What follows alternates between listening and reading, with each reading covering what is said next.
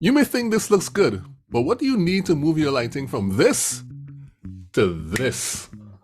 Let me show you how. Welcome to this useful content tutorial for business owners, CEOs, and solopreneurs who want to improve their video lighting all by themselves.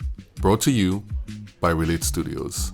If you're a business owner, CEO, or solopreneur who makes your own content, or you do a lot of virtual meetings, you know it's extremely important to look your best on camera. And while many of us have been told to buy bigger, better cameras if we want to improve our video, and there is some merit to that, buying a better camera can improve your visuals a bit. In my 16 plus years of creating video and photography content, I've lit hundreds of thousands of photographs and lit hundreds of videos. And in that time, I've learned the most important thing when it comes to improving the way you look on camera and creating impactful visuals has to be your lighting. And today you're in luck because I'm going to give you a walkthrough of my own lighting setup, all of the equipment, how I use it, and the cost. And I'm going to show you one very small but important change I made to my lighting this year to improve it. But that's not all.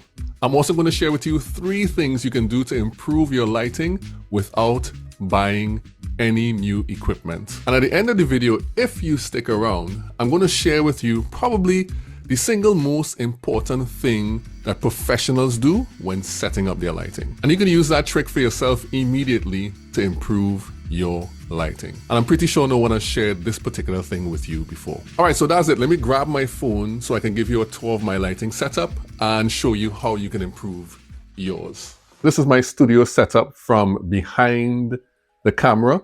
Let's go to the first light, which is my key light or my main light.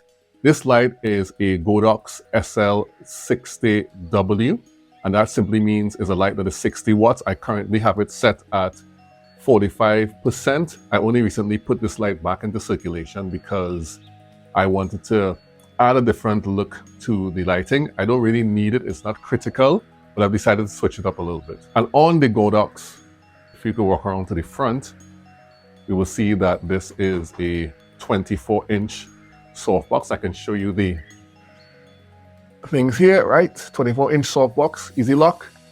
And this is what lights my face, the main part of my lighting right now. So my key light. And here's what this light looks like all by itself. I will get to this one after, but let's look at this light here. This is my backlight, where it lights the background. It's a newer 18-inch ring light. And it may seem kind of strange because half of the light seems orange and half the light is white. This particular ring light came with a color temperature orange cover and a diffuse cover.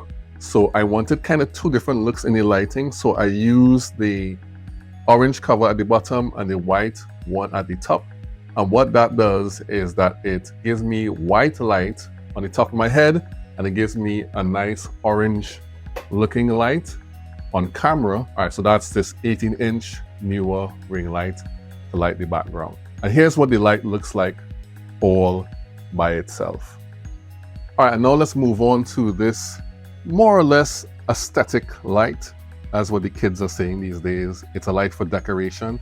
It does add to the dimension and it shines some light on my face, as you're seeing here in this example. It does shine some light on the left side of my face, which helps. But it really is there for aesthetic purposes. It's a very nice light for the background. It enhances the background. Next, let's move on to this light. This light is interesting because this is a very old light. In fact, this is one of the first lights that we ever bought in Relate Studios. It's a really old light and you dim it by actually flipping some switches. Right now it's on 75%. And the interesting thing about this light is that it's a 1-color light, but I've used a very old technique, which is using gels to cover the light so that it shines red on the background right here. Right, so that is this light here that is lighting the background. And this is what this light looks like all by itself. And finally, we have this light. This is another 18-inch ring light from Newer. It's identical to this light, but this one has the diffuser on it. It's fully white with the diffuser, and that's because this is being used to light my face. Now, this was my main light. This was in this position before. It was right across here as my main light. But I put it across here because I found that on one side of my face, it was a little bit dark. And this was the improvement that I did to the light. I actually used this as a fill light to make some of the shadows lighter so that the viewers can see a little bit more of my face when they look at the content. It's a subtle change, but it's a big change nonetheless. It's about 15% now, and this is what this light looks like all by itself. Right, and when you combine all of those lights together, this is what it looks like. Okay, as promised, let me share with you those 3 tips that you can use to improve your lighting without spending any more money. The first tip is use additional natural light sources. So as we all know, if you have a light, let's say like a ring light or a panel LED light, you can use that to light yourself. But sometimes you need some extra light to show your face better. And you can use something like your window. In fact, I have a window that is in my office right here. And sometimes what I do is that I open up the curtains once it's daytime and I allow some of the natural light to come in onto my face. And that gives an additional extra fill of light and enhances the image. Now, I don't always do that, but if I need it, I do add that extra natural light from the window in order to enhance my image, and it costs me nothing. Tip number 2, change the position of your light. Now, when you first start off with your lighting, what you're probably going to do is just have the light in the ceiling on, which will be like downlighters or a bulb. And that is some of the worst light you can get because light directly over your head simulates midday light. And you know, if you're outside in midday light, not only is it hot, it casts some of the worst shadows you could even think of, all beneath your eyes, your nose, your chin. It looks really bad. So what you want to do is that you don't want any light overhead. What you want to do is put your light in front of you, but you do want your light coming from above your head because obviously the sun is in the sky. The human mind knows that the natural place that light comes from is up. So you put your light in front of you, you put it up, let's just say like a 5 o'clock in the afternoon type of sun, and you'll be lit much better. So if you change the position of your lighting, it will improve drastically. And of course, I have a previous video talking about how to light your face, putting your light off at 45 degrees, up above your head, and shining down on you at 45 degrees. Exactly how my lights are currently set up. So change the position of your light or yourself relative to the light, and that will improve your lighting drastically. And finally, another thing you can do to improve your lighting without spending a single cent is to change the intensity of the light. Now, logic will tell you that if you want something to be brighter, you increase the intensity of the light. And that is not always the case. In fact, none of my lights in this room is set at 100%. My key light is set at 45%. My fill light is set at around 10%. The light in the back here is set maybe at 40%. This light is 75%, and this is just a bulb light, an aesthetic light, so that doesn't really count as much. But all of the main lights are not set at 100%. And I'm probably never going to set it at 100% because it's not necessary. If you put the intensity of your light too high, it tends to have a negative effect, and you can't balance the light properly, especially if you don't know how to use your camera manually. It's going to have a negative effect, and it causes the image to be flat and washed out. So when you're putting your light together, think about what's the least amount of light you can use to get the desired outcome. And there is a way to do that, and that's directly connected to the secret that professionals use in order to get their lighting set up right, which I will tell you right now. You may have noticed when I was showing you my light setup, the room was dark. And there's a big reason for that.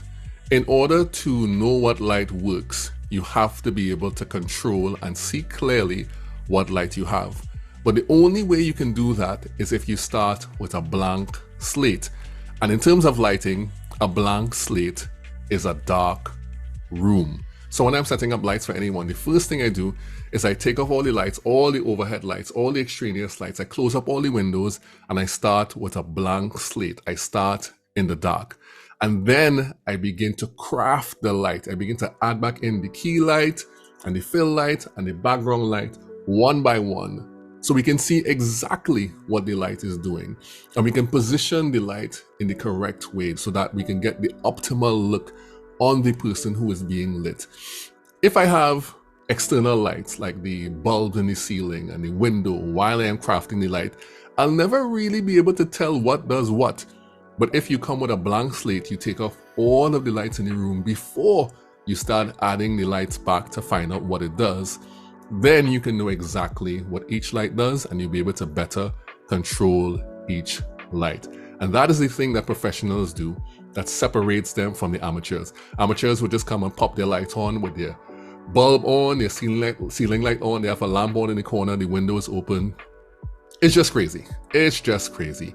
But if you are really desiring to have the best out of your light, start with a blank slate, start in a dark room, and add your lights back in one by one. That doesn't mean you have to have a ton of lights. If you have one light, that's fine. You take up the light and see what that one light does. But I would say at minimum, you want a key light, and probably depending on your background, you might want a light to separate you from the background. 2 lights maybe, but if you have one, that's fine as well. Just make sure that it's not blasting you in the front of your face and making the image look flat, or 45 degrees up in the air, down 45 degrees, and it will cause your image to look much nicer, your face to look as good as you need it to be.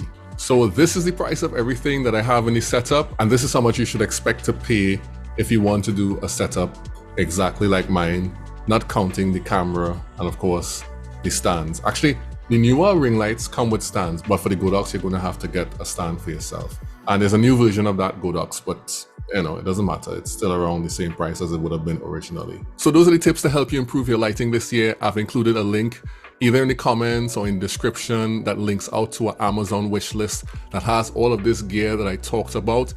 I am not getting any affiliate kickbacks from this. This is just for me to help you, so you can check that list out. Thanks for listening, and remember that even when it comes to lighting, it's good to relate.